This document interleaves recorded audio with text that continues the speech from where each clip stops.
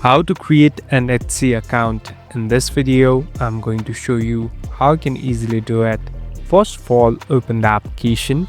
Now, here on the right top, you can see your profile icon. Simply tap on the profile icon. So here, there's a button called sign in. Simply tap on sign in.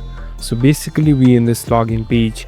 Here, you can find different options through which you can log in and even create a new account.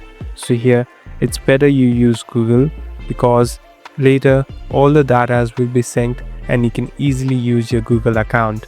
So here I'm tapping on continue with Google. Now select the account with which you want to create. So here I'm tapping on one.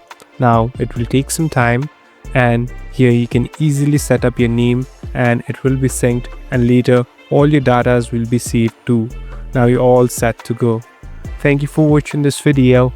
I hope this video will help you.